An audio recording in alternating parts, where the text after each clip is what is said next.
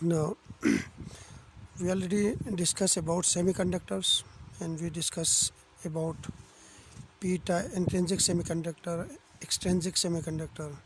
And extrinsic semiconductor, we have two kinds of semiconductor. One is n-type semiconductor and one is p-type semiconductor. In n-type semiconductor, we have more holes in the conduction band than the electron in the valence band. More electrons in the conduction band than the holes in the conduction valence band. And p-type semiconductor, we have more holes in the valence band as compared to the electron in the conduction band. So we discuss all these things. Now we will discuss how these electrons or holes move inside a semiconductor. So for that we need the drift velocity of, we will discuss the drift velocity of electrons and holes. Now first we will define drift velocity. What is meant by drift velocity? Drift velocity can be defined as the velocity of charge carrier, the velocity of charge carrier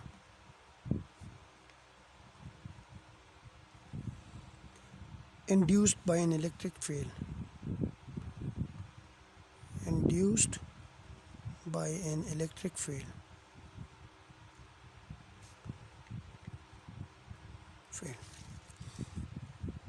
Now suppose we have a this is a semiconductor slip or semiconductor rod, and its length is L. Inside this semiconductor, let's suppose we have electron or hole. I'm not discussing about this. We can say that there are electrons. This semiconductor slip, this rod has area A and length L, and this slip is connected to an external battery, battery of potential V. The potential of the battery is V. So this is the negative terminal of the battery and this is the positive terminal of the battery.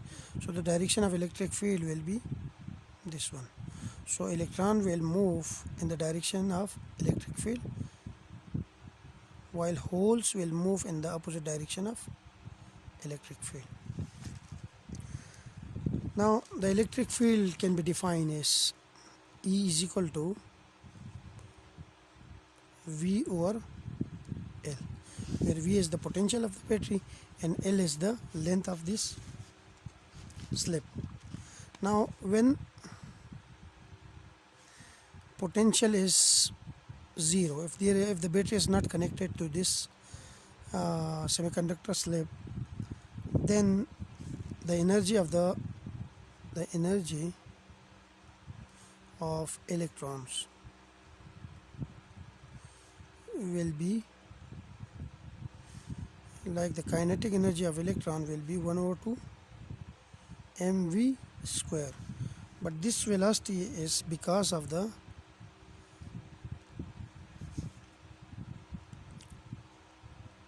thermal vibration. Like we heat, the temperature increases, then electrons will vibrate thermally. So we have the kinetic energy of the electron, which is given by this relation. This can be equal to 3 over 2 kT, which you already discussed in your solid state course, solid state 1 course. Now the velocity count, this velocity V thermal comes from thermal vibration.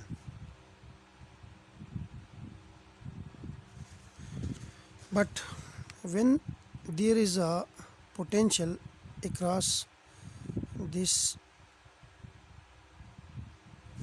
semiconductor slab, then there is a drift velocity, because if there is a potential, there is an electric field. This electric field, electron will move in a particular direction, and the direction will be in the direction of electric field.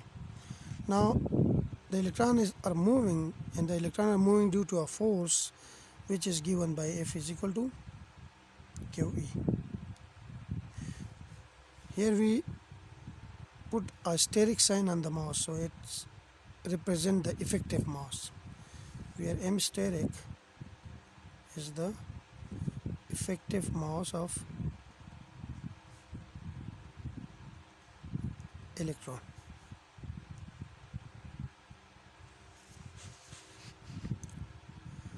Now this force, because the electrons are moving in this way, and this direction will represent the y direction, so this force will be equal to mass of the electron times its acceleration d square y over dt square.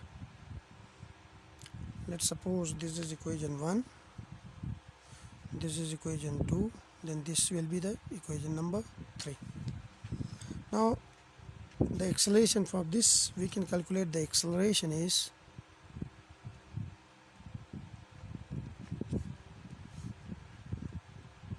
A, which is force times divided by mass, and the force is QE from this expression divided by m steric. Now the average velocity, we will introduce the concept of average velocity. Average velocity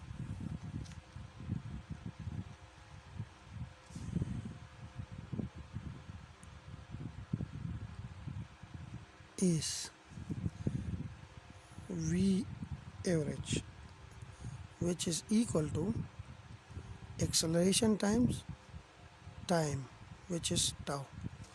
Here I use a different times tau, and this tau is called relaxation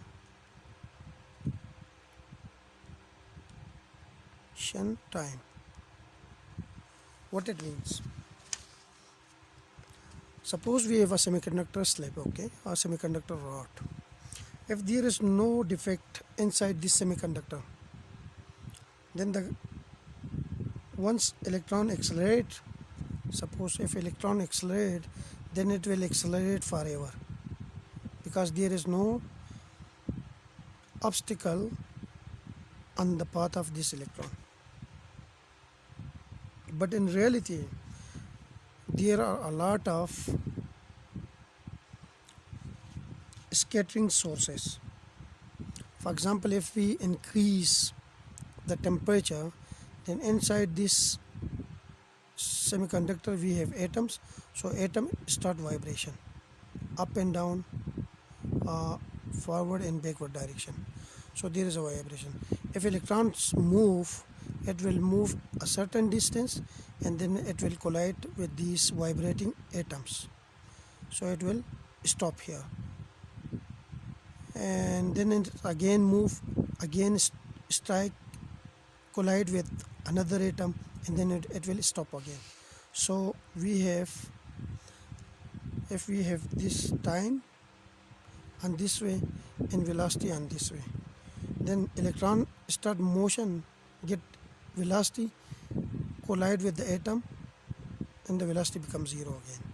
Then it start moving again, collide with the atom, and then the velocity goes back to 0. Then the velocity increases, and then it collide with the atom, and then become stop here, so the velocity becomes 0. Then again it will get velocity increases, but it collide with the atom again, and then again the electron stop, the velocity of the electron becomes 0. So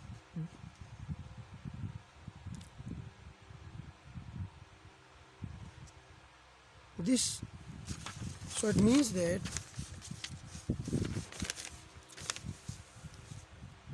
under the external applied voltage, electron get accelerated for certain time, okay, get accelerated for certain time, hits some defects, okay, so here is the hits some defects, some obstacle, and stop, and then it's accelerated again and stop, accelerated again and stop. And the typical time, like the time taken between two collision, like the time from start of the velocity to the collision is called relaxation time. So this is the relaxation time. Now using let's suppose this is equation 4, this is equation 5. Then using equation 4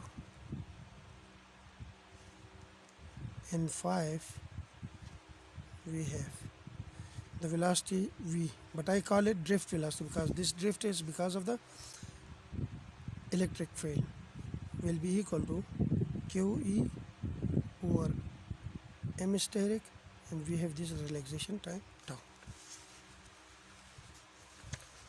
Now we can say that Vd is equal to mu times tau, where mu is QE over m steric, and it's called mobility. This mu is called mobility. Now mobility means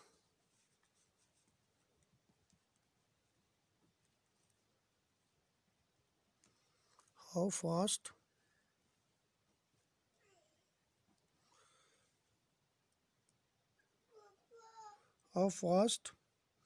electron move. So this is all about drift velocity. Thank you.